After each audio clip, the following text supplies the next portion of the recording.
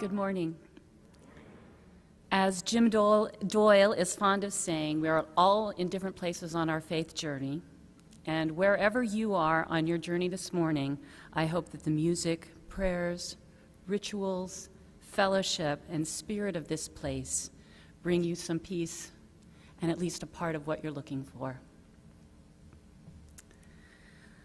Mike Slaughter, in his book, Shiny Gods, Finding Freedom from Things That Distract Us, says, "What we do with what we've got makes all the difference in the world. In fact, what we do with what we've got has the power to change the world. True worship calls us to offer our lives, gifts, and resources to God for use beyond our wildest dreams." Those of you who know me know that before my current line of work, I was a theatrical stage manager for a number of years. I moved to California in 1988 and was lucky enough to get my first job a month after that at the La Jolla Playhouse. It was a production of Kaufman and Hart's Once in a Lifetime, and it's a show about people who moved to California to be in the movies. It was rather fitting, I thought, and a fabulous introduction to my new life as a Californian. La Jolla is beautiful. I don't know if you've been there or not, but it's a beautiful place. Clean, safe, and a world apart from the apartment that I was sharing in Koreatown with a friend of mine from college. The director had made a name for himself directing some of the most popular sitcoms of the time, but he'd also graduated from the Yale School of Drama, so he had some legitimate credits as well. Several members of the cast were actors of some notoriety, and during auditions, just getting to meet some of the actors I'd grown up watching in movies and on TV was a thrill for me. The La Jolla Playhouse has company housing for its cast and crews. Most of us came from LA or New York. Those of us from LA had our own cars, but those from New York would carpool, go in together on a rental car and carpool into rehearsals or performances. In my cast, 3 actresses shared a car with an older, well-known character actor. One day, about the 3rd week of rehearsal, the ladies came in looking very concerned and said that someone might want to go check on the actor. He wasn't at their meeting place, and he didn't answer the phone or the door when they knocked. I immediately called the company manager and told him to meet me at the housing with the keys. I left my assistant in charge of rehearsal and took off for the apartment complex. What if he'd had a stroke? What if he'd had a heart attack? I prayed the whole way there that he would be okay. The Playhouse, being a not-for-profit organization, had a very strict policy about verifying you actually had an emergency before you called the fire department. This was the 80s, and there were no cell phones. By the time I got there, the company manager and 2 or 3 other Playhouse employees were standing on the walk leading up to the apartment's door, the actor's apartment door. The company manager came running up to me and said, "Susan, I can't open the door. We've knocked and no one's answered, and I've tried every key, and none of them seem to work." I asked him which key was the key that was supposed to work. He handed it to me and followed me up to the door. I stuck the key in a lock and immediately could feel that it was being held on the other side.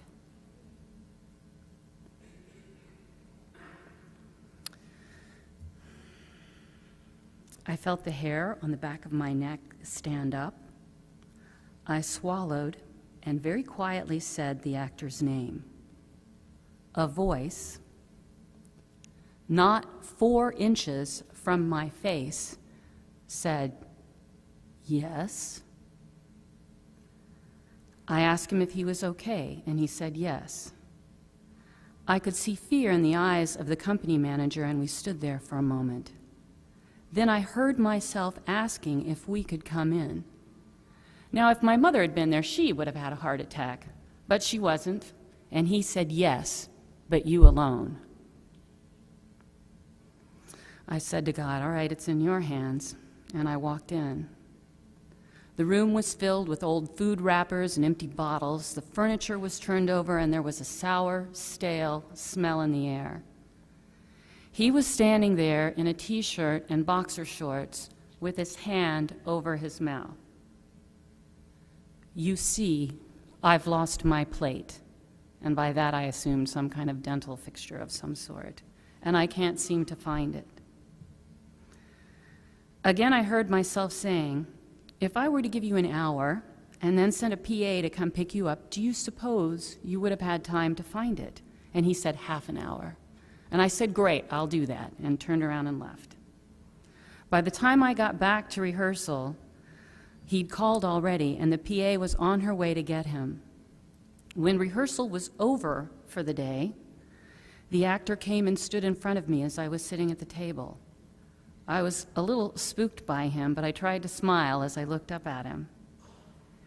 And he said, "Susan, I want you to know that you standing outside my door with such a look of concern on your face was the best Hallmark card I ever received for Someone Cares, and I promise I will never give you another moment's trouble. Please let me know if there's ever anything I can do for you."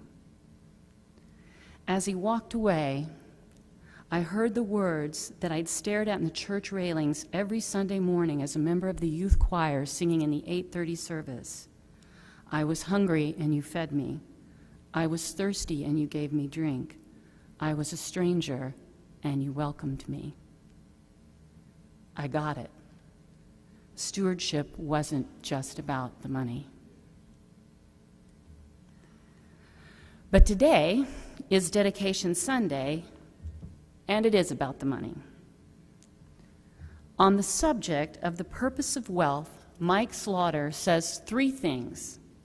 One of the first and foremost purposes of wealth is to serve God's means of provision in our own lives. Two, our wealth is God's means of provision in the lives of those around us. And three, all of us may not give the same amount of others, but we should provide the same proportion of what we are given. Let's fast forward 10 years to 1998. I'd been able to build a pretty solid reputation and a career in theater. Only as the mid-90s rolled around, there were big cuts in defense spending, and in Southern California, a big part of the funding came from those companies. And as the big defense contracts went, those companies downsized, and as they did, so did the arts. And you had to go further and further afield to find work. By 1994, I was spending, on average, 7 months a year on the road. The AIDS epidemic hit Actors Equity Association's healthcare program really hard, and you had to work 26 weeks in a year before you could get full coverage. Much as I hated to, it was time to grow up and get a real job. In 1996, I got my first job in animation. It was very hard. I had gone from being on the top of my game to not knowing anything. There are many steps to making a movie, and CG animation was still in its early years, and I didn't know anything about animation, much less computer-generated animation. All those years in theater, I'd worked most Sunday mornings, and all the time I'd lived out here, I'd never joined a church. I lived in Hollywood, and in 1998, I started to attend Westwood United Methodist Church. Sharon Rhodes Wickett was the senior pastor, and Jane Voights was the associate pastor at the time. And speaking of different places on your life journey, on your faith journey, I was one of those people who would slip into the back, and I rarely got through an entire service without breaking down, especially when we were singing hymns from my childhood. Now, this may come as a surprise to some of you, but the pastors actually pay attention to who's sitting in their pews. Sharon approached me and told me that it was about time for me to consider joining a church family. I'd always loved my church family in Texas and attended every time I went back there, But like getting a real job, it was time to move on in my faith life as well. I made the decision to join Westwood, and I took the promise of supporting it with my prayers, my attendance, my gifts, and my services very seriously. I made a pledge, and I told God I would give to the church every week. And then I lost my job. The production had shut down and moved out of state. I'd spent a year and a half on a project that never got out of pre-production, so I still didn't know how to do the job. And now I'd been out of theater for a year and a half, and all my contacts there had moved on as well. It was the darkest part of my adult life, and the only thing that kept me going was the church. I made the choice to honor that promise to God no matter what. A friend of mine from that period said to me not long ago, "I remember when you could make a feast out of an artichoke." There were several months there where I lived on spiced popcorn and pasta from Trader Joe's. Back then, you could buy a pound of pasta at Trader Joe's for 69 cents. No one knew what my situation was. I'd saved enough money that I could cover my rent, and I'd always been taught to pay for everything in full, so I didn't owe any money. But I kept praying and singing that old camp song, "It's a Happy Day and I Thank God for the Weather," focusing on the lyrics.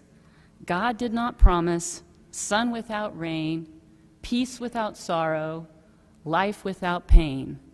But he did promise hope for the day, strength for our trials, love all the way. It's a happy day. And at that point in my life, God sent Doug. And for the last 15 years, my life has been on a trajectory that I never would have imagined for myself, and I am so grateful for it every single day. We are in the process right now of cleaning up our studio to prepare for out-of-town family for Thanksgiving. And in the process, I found that statement from 1998. I had to smile when I saw the amount and how sacrificial it felt at this time. I started to throw it away, but then decided I should keep it as a reminder of the fact that everything is temporary and a gift from God. This church is a very special place, and the work that it does is important. There are so many people here who are amazing role models, and I couldn't be happier to have my son growing up as a member of this church family. I am grateful for the gifts of the families and the generation before us who worked to raise money to build this beautiful place of worship. And if you haven't spent time looking around and just look at the glorious windows we have and listen to the music, you should. I'm grateful to the Kennedy family for the gift of that cross. Many times I've sat listening to the music, listening to and looking at that cross and being comforted.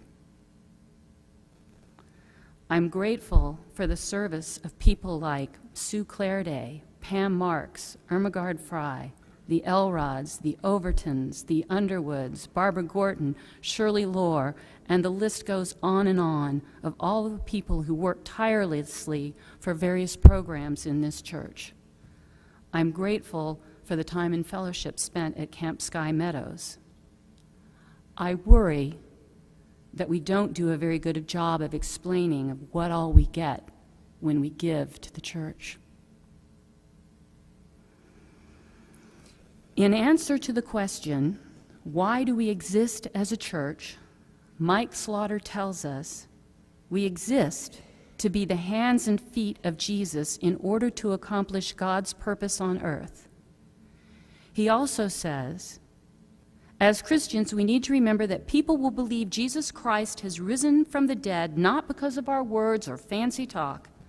They will believe us because of our actions. Thursday, as emails were flying back and forth about this morning's service, I stepped outside my office to ask my assistant a question.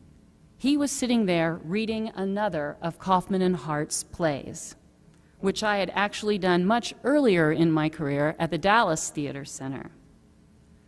This one was called You Can't Take It With You. I get that there are a lot of things out there competing for our time and our money. There are so many worthy organizations out there to support, and we support a lot of them. What is this church experience worth to you? Do you give as much to your place of worship as you do to the cable company each month? Where your heart is, there also is your treasure. What message does your life convey? I know mine is a constant work in progress, and that I'm still trying to get it right.